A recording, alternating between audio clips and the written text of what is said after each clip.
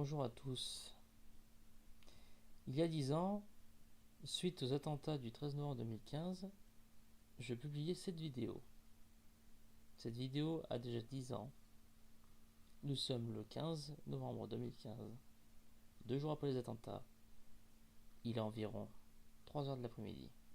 Et voici ce que je disais à propos des événements du vendredi 13 novembre 2015. Écoutez.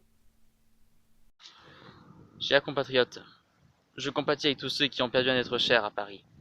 Et on ne doit pas rester campé sur ses positions. On doit regarder de l'avant. Peut-être il y a des gens qui sont morts, mais il faut se dire qu'il y a des gens qui naissent. Des gens qui s'engagent dans l'armée, qui veulent protéger notre pays. Et en tant que citoyen français, je me dois de vous dire ça. On ne doit pas rester campé sur la peur. On doit s'unir. On doit éviter tous les problèmes. Nous devons combattre le terrorisme. Et nous le combattrons. Ensemble. Nous sommes nés en France. Nous y avons vécu. La France a besoin de nous pour survivre. Et quitte à y laisser notre sang, nous l'aiderons à se relever. Imaginez-vous si notre pays était complètement consumé. Il renaîtrait de ses cendres, grâce à nous. Il y a des gens qui croient en la sécurité du pays, et moi je fais partie de ces gens-là. Notre pays est fort, libre. Il veut se débarrasser du terrorisme. Tous les pays sont avec nous, et nous combattrons d'une main de fer tous ceux qui ont voulu nous mettre à genoux.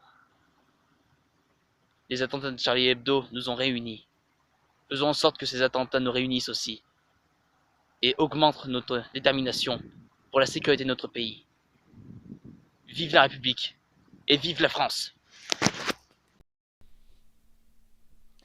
Nous avons donc commémoré le 13 novembre 2015, soit il y a 2 jours, les 10 ans de cette tragédie. Plus tôt cette année-là, les 7 et 9 janvier 2015, respectivement, la rédaction de Charlie Hebdo et le magasin Hypercacher est attaqué. Au mois de novembre, c'était le Bataclan, les terrasses et le Stade de France qui étaient visés. Tant de symboles. Mais qu'est-ce que ces symboles peuvent bien être? C'est simple. Tout ce qui fait de nous des Français. La liberté d'expression, la liberté de circulation, mais surtout le simple fait de pouvoir vivre tout simplement libre, sans oppression quelconque. En visant Charlie Hebdo, ils s'en sont pris à la liberté de blasphème. Je tiens à rappeler, à toutes fins utiles, que le blasphème n'existe plus dans le code pénal depuis 1881. Je vous laisse faire le calcul. Le blasphème, c'est quoi, grosso modo? Bon, c'est pas compliqué. Il faut bien séparer le blasphème de l'insulte personnelle. Un exemple. En l'occurrence, Charlie Hebdo s'en était pris à Mahomet, le prophète des musulmans. Et de temps en temps, il nous arrive aussi de nous en prendre à Jésus, le prophète des chrétiens. S'en prendre au symbole sacré, c'est du blasphème, mais pas du racisme. Donc, si j'ai envie de dire que Jésus est un connard, que c'est un putain d'enfoiré, je peux le dire. Parce que c'est juste du blasphème. Je ne vise personne en particulier, je vise une idée, une croyance. Maintenant, si à la place de dire Jésus ou Mahomet, je dis les chrétiens ou les musulmans sont des salauds, là on passe à un niveau un peu moins acceptable d'un point de vue de la loi. Mais dans le même sens, ni un chrétien ni un musulman n'a le droit de s'en prendre un athée. Bon, cela dit, pour ce qui est des athées, du simple fait qu'un athée n'a pas vraiment de croyance ou ne tient pas vraiment quelque chose de sacré pour inébranlable, ça ne change pas grand-chose.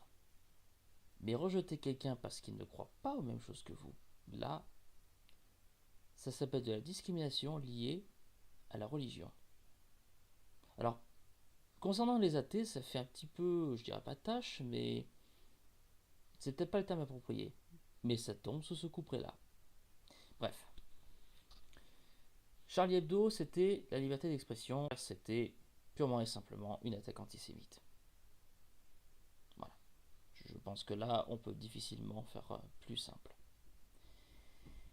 Et comme je l'ai dit tout à l'heure, pour ce qui est des terrasses, du Stade de France et du Bataclan, c'est la culture. La culture à la française et la culture en général.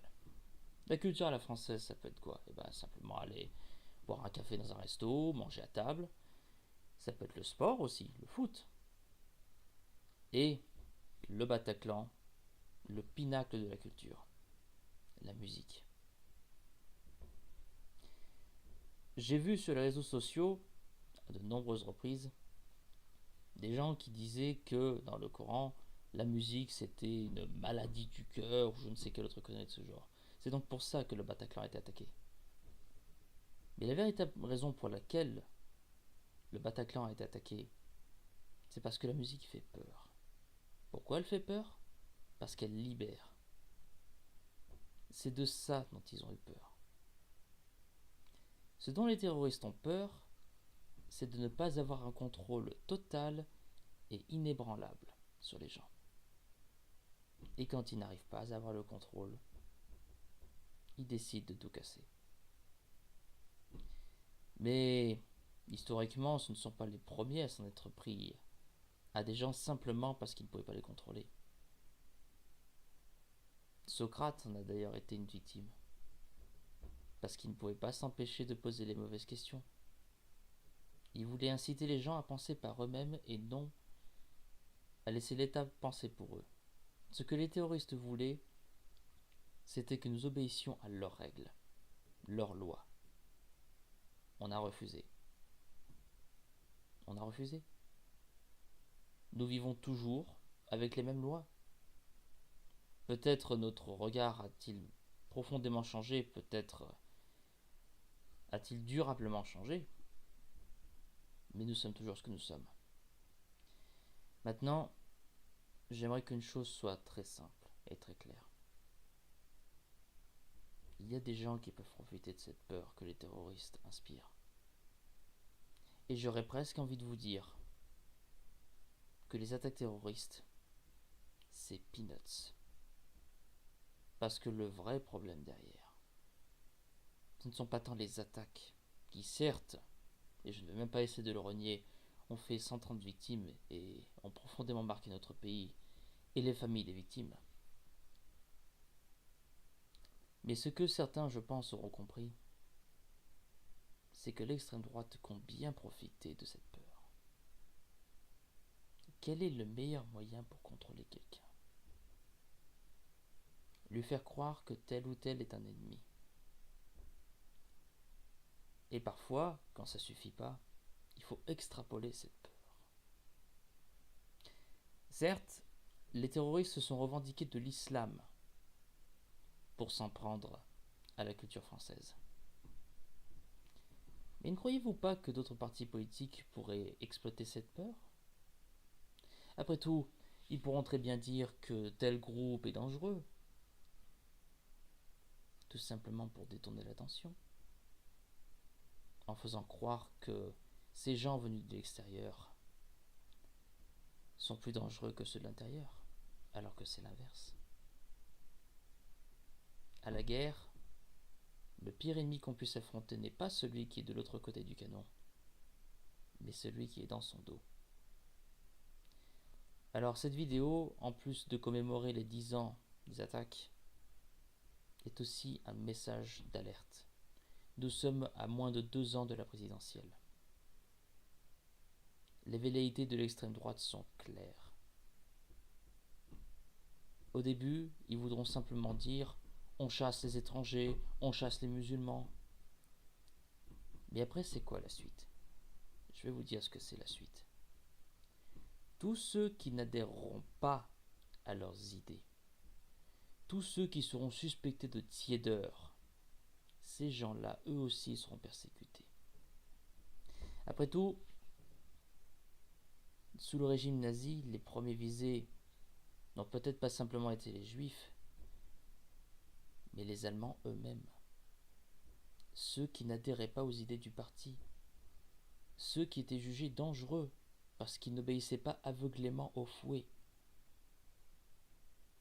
Dans 2 ans, nous allons élire notre nouveau président. Et il est de notoriété claire que des partis comme LFI, RN, Reconquête et consorts veulent évidemment le pouvoir. Mais ces gens-là, ils exploitent la peur. Ils se servent de ces peurs primaires qui sont ancrées en nous. Ça a toujours été comme ça et ça ne changera pas. Mais nous valons bien mieux que ça. Nous valons bien mieux que ça. Ne cédons pas à la peur. Ne laissons pas ces menaces prendre du terrain. Il y aura toujours des discordances, des digressions, des désaccords. Mais on ne peut pas laisser ces mêmes désaccords nous diviser. On ne peut pas laisser une poignée d'individus extrapoler cette peur et cette méfiance. Nous devons au contraire leur montrer qu'ils ne gagneront pas. Dans les prochaines années, il faudra sûrement composer une fois de plus avec ce genre de menaces.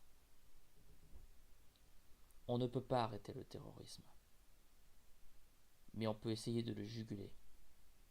Et la première façon de le faire, c'est de ne pas laisser cette peur prendre le dessus.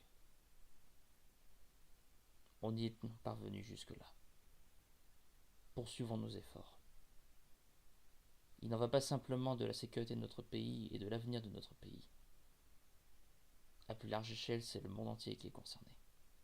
Mais pour l'instant, limitons-nous à ce qui s'est passé en France il y a 10 ans. Essayons de panser nos plaies.